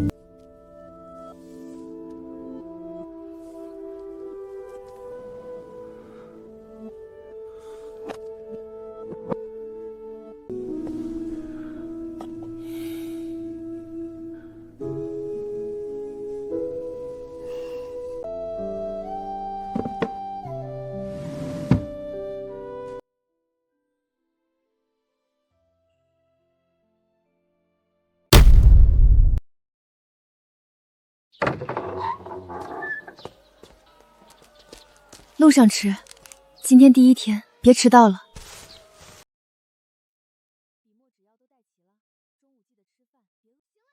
本公子又不是3岁小孩，你今天别送我了。怎么，嫌我去丢人？我是怕你路上无聊，你不是整天念叨要逛街吗？正好祖母说要谢你，你陪她去，别跟着我。出发！这就是那个宗景城，听说才读了几个月就考了第10名，真的假的？他不是第1纨绔吗？故天将降大任于斯人也，必先苦其心志，劳其筋骨。这一段哪位学子来谈谈理解？这些东西小爷倒着都能背下来。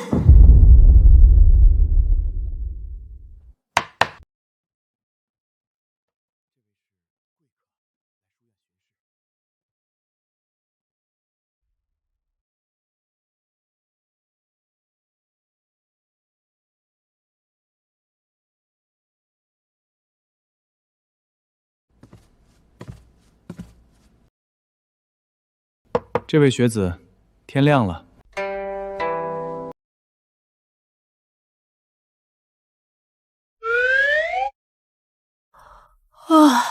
你是谁啊？宗景城，不得无礼！无妨，我只是好奇，大家都在听课，你怎么在睡觉？他讲的这些我都会了，听了发困，不如睡觉。哦，都会了，那我考考你。穷则独善其身，达则兼济天下，何解？不得志的时候要管好自己的品德修养，得志的时候要努力让天下人都受益。你说的都是书上的见解，你自己的呢？我觉得这不是2个选择，是一件事的2面。真正有抱负的人，无论穷达，都不会放弃对天下的责任。只不过穷的时候能力有限，只能先管好自己。这位学子平时都这般对答如流，宗锦城天资聪颖，过目不忘，确实难得。初次见面，没什么准备，这个送你，算是奖励。这太贵重了，我娘说了，不能随便拿别人的东西。不是随便给的，是你凭本事挣的，收下吧。那谢谢伯伯。好好读书，下次我来还考你。奇怪，这个伯伯怎么有种想亲近他的感觉？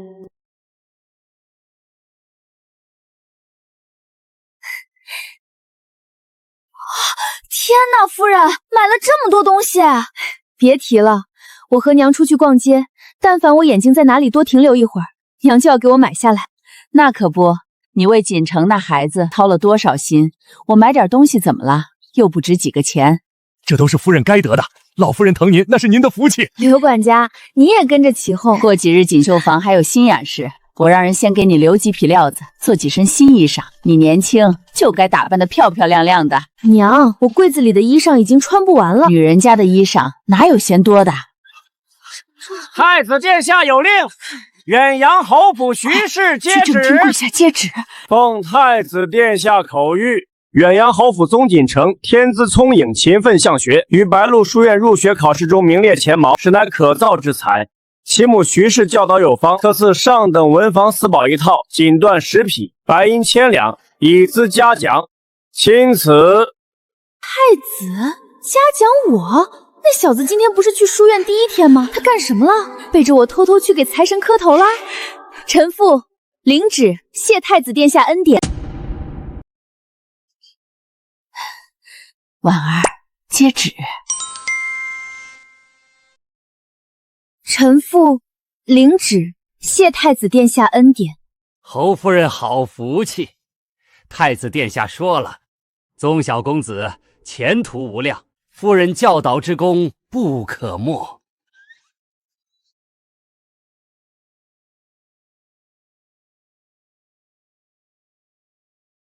娘，这什么情况？太子怎么会知道锦城？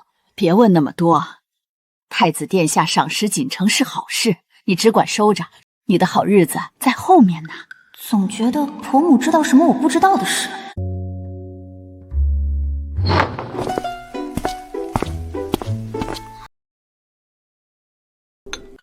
回来了。太子殿下的赏赐是不是跟你有关系？今天有个伯伯来书院考了我几个问题，我都答上来了。他非要送我玉佩，我不要，他硬塞给我的。喏，就这个，说是奖励。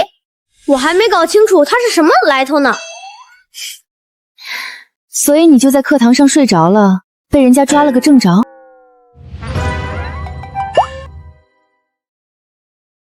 这你都知道？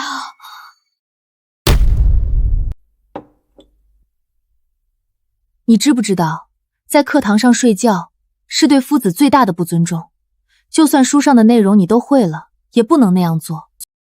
行，知道了。可夫子讲的实在太慢了，一句话翻来覆去讲半天，我早就懂了，干坐着也是浪费时间。那你可以自己看书或者写文章，睡觉算怎么回事？传出去，别人还以为侯府的孩子没教养。好了，下不为例行了吧？本公子今天累了，先吃饭。这小子越来越臭皮了。不过夫子讲的内容他确实都掌握了，再这样下去，确实是在浪费时间。看来得给他找一个更高阶的夫子了。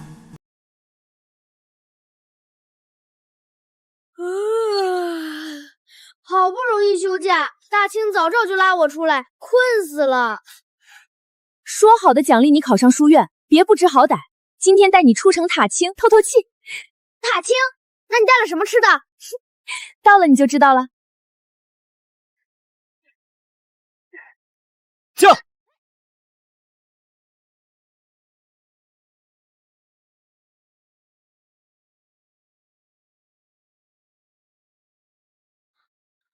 这些人怎么了？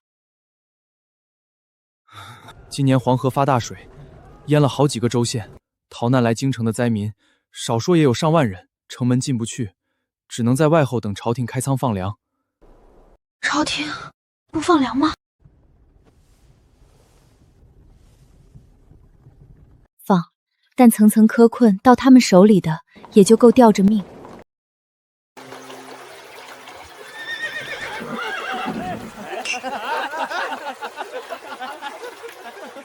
他们在那边吃喝玩乐，城外的人连口粥都喝不上。臭小子，你之前可玩的比他们谁都欢。那怎么能一样呢？本公子可没那么过分。还真是朱门酒肉臭，路有冻死骨啊。喂，咱们能不能帮帮他们？你想怎么帮？施粥，从明天开始在城外施粥。施粥要花银子。这是我从牙缝里攒的，不够的话你再添点儿。这么多，从牙缝里攒的？你那牙缝可真够宽的。你到底帮不帮？帮。明天开始，城外施粥用你的银子。好。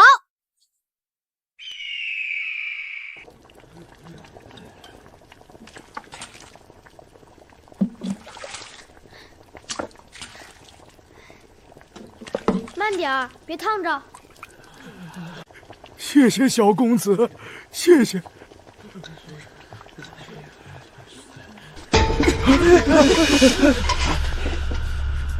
你是灾民？怎么不是？我老家也发大水了。你是哪个县的？有官府发的难民凭证吗？哎呦，你这小娃娃管那么多干嘛？有粥就施，施了就别挑人。这粥是给吃不上饭的灾民的，你要是能吃上饭，就别来抢。你们施粥的凭什么挑人？我们也是穷人，舍不得就别在这儿装善人。你们简直岂有此理！是不是小爷不发威？啊！你确定？你听我的。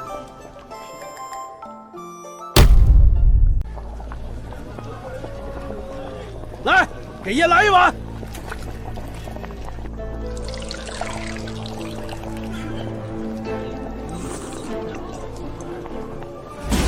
呸呸！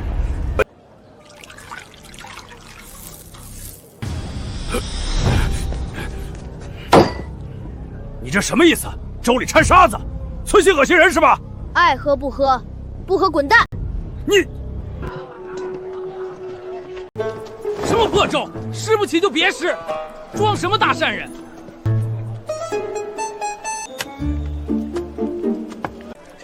劳烦小公子。小娃娃，这粥里怎么这么多沙子？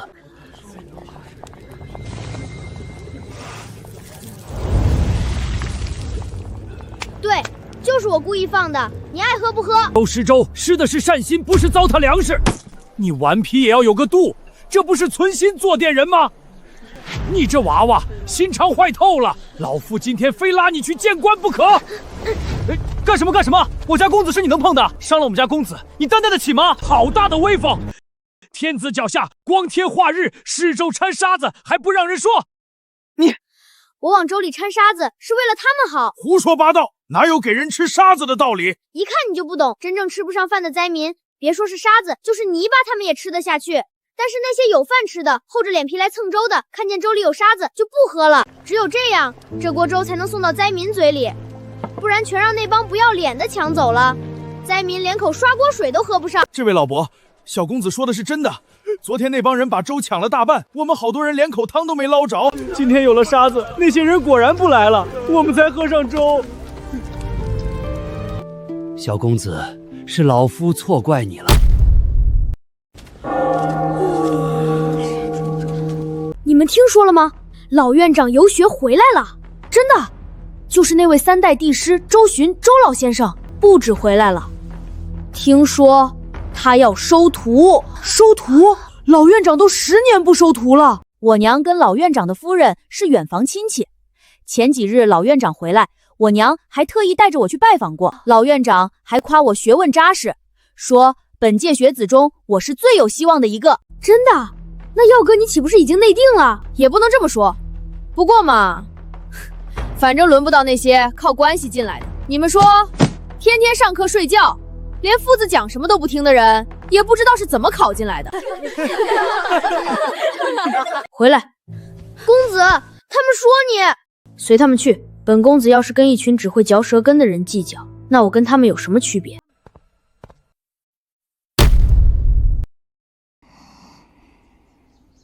自从夫人来了，小公子真的变了好多。以前要是有人敢这么说他，早就撸袖子上去打了。幼稚！都起来，都起来！老院长游学回来了，今日亲自来书院巡视，都精神点儿，把衣冠整理好。公子，精神点儿，来的是大人物。大人物怎么了？大人物就不让人睡觉了？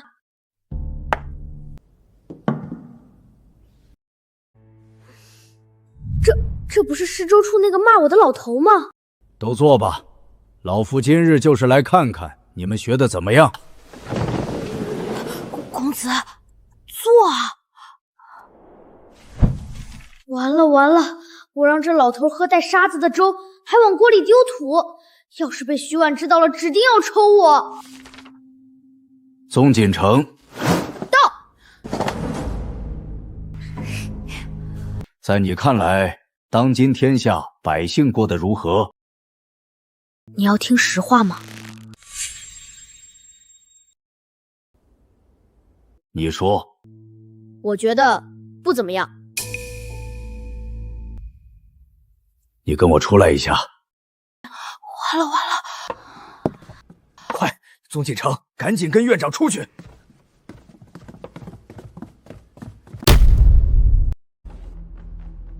天哪，宗景之完了！他居然说不怎么样，这不是等于说当今圣上治国无方？我早就说了，哼，他这种草包没什么本事，偏偏还爱出风头。现在好了，出到老院长面前去了。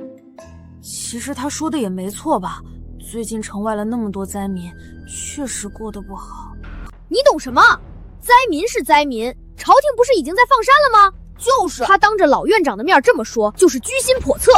传出去，别人还以为我们白鹿书院教出来的学生都跟他一样，对朝廷心怀不满。你们说，老院长把他叫出去，会不会是要罚他？我看不止，他那个话，往小了说是口无遮拦，往大了说就是诽谤朝政。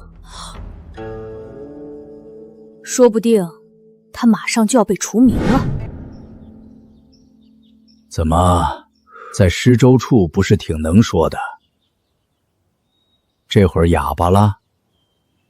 谁哑巴了？我就是还没想好说什么。哼，那就先别想，坐。哦。老夫10年不收徒了。听说了。但老夫今天要破例了。你知道为什么吗？不知道。因为老夫在他身上看见了一样东西。什么东西？不只是会读书的脑子，是心里装着别人。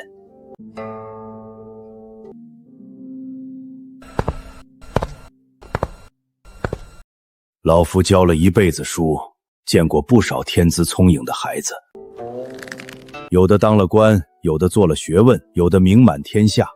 但真正能让老夫记住的，不是那些最聪明的，而是那些心里有百姓的。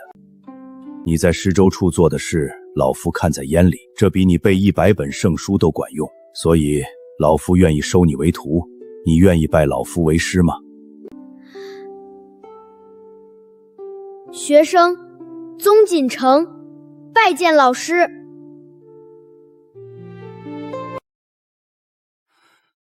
吉时已到，行拜师礼。老师，请用茶。从今日起，你便是老夫的关门弟子。为师送你4句话：为天地立心，为生民立命，为往圣继绝学，为万世开太平。你记住了吗？学生记住了。这是为师年轻时手抄的，跟了为师40年。今日送给你。学生定不负老师教诲。你家人为了你读书费了不少心思，去给他们也敬杯茶吧。祖父祖母请用茶。好孩子，好孩子。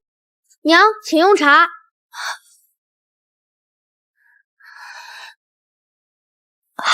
太子殿下驾到。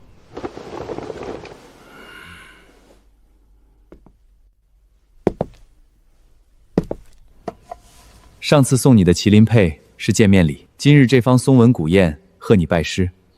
好好读书，莫辜负你老师的期望。多谢太子殿下。私下里，你还是叫我伯伯吧。是，伯伯。这位太子殿下对锦城的态度未免太好了些。侯夫人，您到底是怎么教锦城的？他现在居然这么听话。我家那个皮猴和他不相上下，我请了3个夫子都不管用。是啊是啊，您可有什么秘诀？我们愿意出银子买。秘诀就在这2本书里，这可是我和锦城的启蒙夫子一起编写的教科书。一个落地秀才编的书，也好意思拿出来卖？我看宗锦城就是运气好。我儿子考上是运气，那你儿子考不上是什么？也是运气？你好歹是侯府夫人，当众卖书，真是上不得台面。哪里上不得台面？太子殿下，侯夫人这2部书，锦城拿给本宫看过，做得不错，著述精到，本宫会奏请朝廷全国发行。这位夫人还有异议吗？臣妇不敢。徐夫人，不知可有闲暇？孤有要事相商。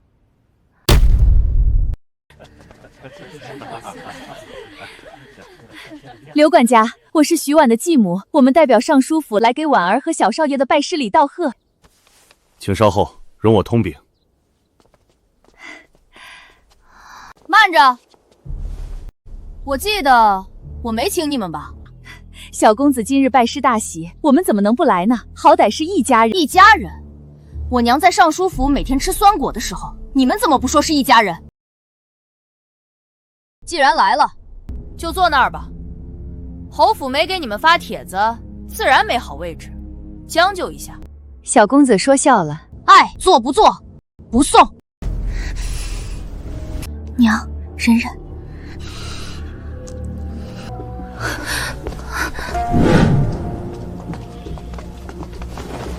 徐婉这个贱人，肯定是故意叫这小混蛋来吓我的脸。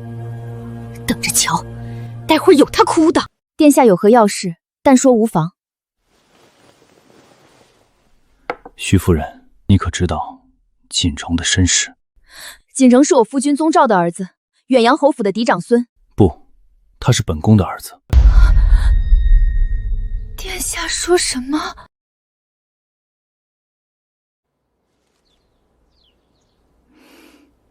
？8年前，本宫与太子妃喜得一子，孩子却日日啼哭。方丈，小儿夜夜听哭不止，太医束手无策。请您看看，可是冲撞了什么？殿下，小殿下的命格贵重非凡。贵重，那是好事啊。但凡命格故于贵重之人，幼年时必定多灾未难。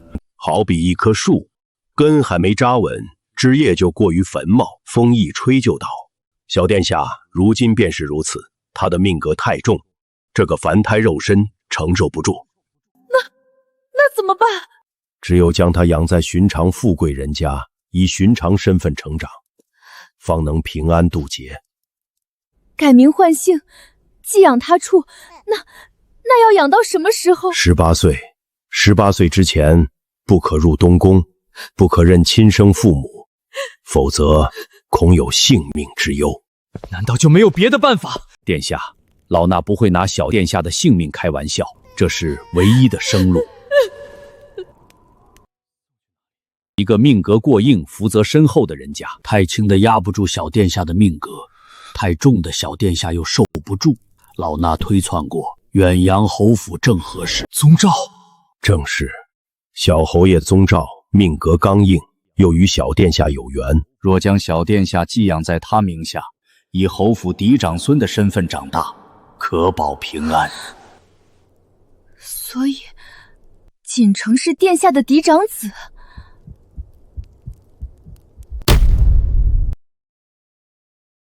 是，本宫今日告诉你，是因为你把锦城教得很好，本宫和太子妃感激不尽。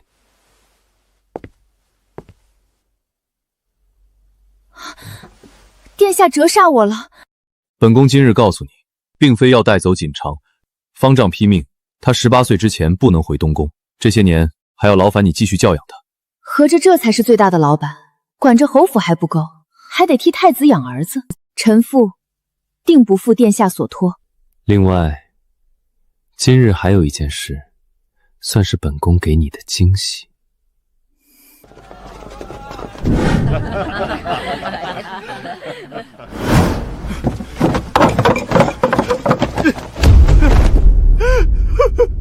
老夫人，求您成全。草民与侯夫人两情相悦，他在尚书府时便与草民私定终身，临出阁时他却被逼嫁来侯府，我们被迫分离。这是我和徐氏相通的证据，帕子上绣着他的名字，还有一支青竹。他说竹子高洁像草民的品格。老夫人，草民斗胆，求您放婉儿出府吧。这绣工倒真像是大家闺秀的手笔，莫非真有此事？还有这只银簪，也是徐氏送给草民的定情之物。他说他在尚书府不受宠，没有金银珠宝，只有这只银簪是他生母留下的，送给草民做念想。老夫人，草民不求别的，只求您开恩，放他与草民双宿双飞。成了，这回看他怎么脱身。娘，您这招太狠了，银簪和帕子都是您从尚书府偷偷拿出来的吧？那个贱人的生母留下的东西，我一直留着，就等今天。侯府再大度，也容不下这种丑事。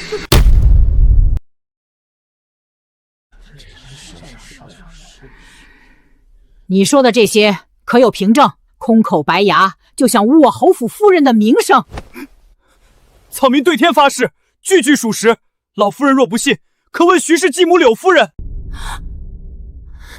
这婉儿她当年确实与这位公子走得近了些，臣妇以为只是寻常往来，没想到竟出了这等丑闻，是臣妇管教不严，臣妇有罪。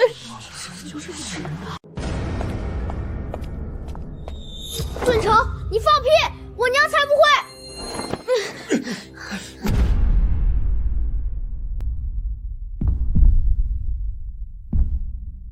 哪儿来的狂徒，敢污我夫人的名声？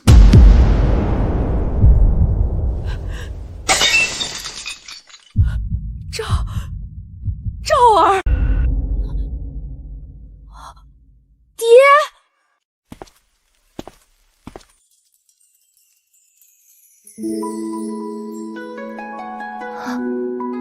这是我的夫君。